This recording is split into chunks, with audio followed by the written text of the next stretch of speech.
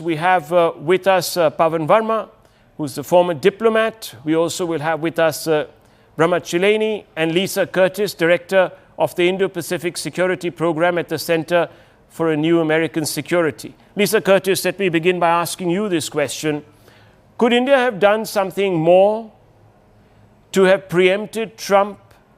Have we not played our cards right? And has Trump basically walked all over the laws of principles in negotiating with India? Well, I don't think there is much that India could do to preempt the tirade that we've seen President Trump go on in the last week or so. I think, to the contrary, India had done quite a bit to appeal to President Trump. Prime Minister Modi made an early visit to the White House.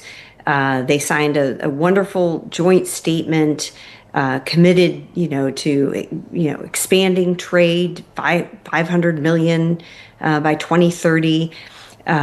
India had agreed to lower tariffs on Harley-Davidson motorcycles, something that was near and dear to President Trump's heart. So I think India did all that it could to really get off on the right foot with the Trump administration. However, things seem to go south in the aftermath of the India-Pakistan conflict.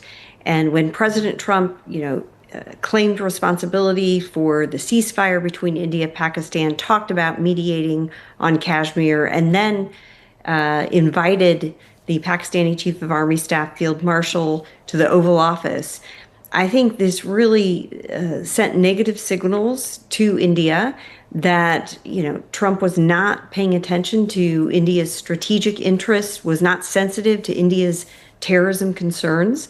And then this trade spat has only added to that frustration and tension between the two countries. So no, I don't think there was anything that India could have done to preempt this. And we're in this painful period that hopefully will see, President Trump back down or soften his rhetoric, because I think the India-U.S. strategic partnership is too important to sacrifice and to allow all the progress that's been made to allow that to backtrack at this point. Okay. Let me bring in Pavan Verma before I go across to Professor Chileni. Pavan Verma, how much elbow room has Prime Minister Modi domestically to negotiate with Trump? We've seen the opposition strike a strident posture, saying that Modi must not surrender. What do you think domestically is the Prime Minister's remit here? Thank you, Rahul. I think I'll put it as succinctly as I can. First of all, I think that we should slightly devalue our reaction to Donald Trump, who's a temporary nuisance. He's not an immovable roadblock. He's not a defining force. He's an aberration. He's a president in his second term, and within a year and a half, America will start going into the labor pains of the next presidential election. Now, let's accept that Trump is unstable, eccentric, erratic, unpredictable, and possibly obnoxious. Let's accept that. What has India to focus upon? India's focus must be first on its own reaction, which with such a kind of president in America should be based on three pillars: dignity, self-esteem, and strategic autonomy.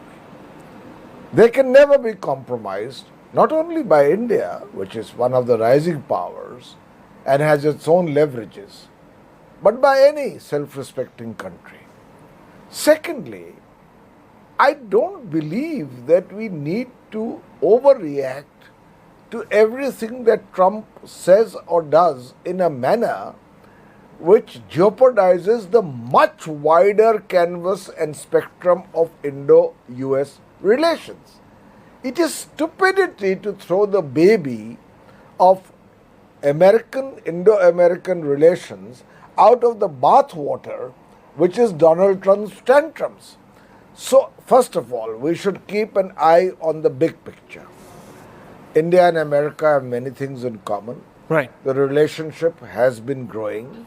We have a big diaspora of 4.5 million Indians whose sway extends from the hallowed Silicon Valley boardrooms to the chambers of Capitol Hill.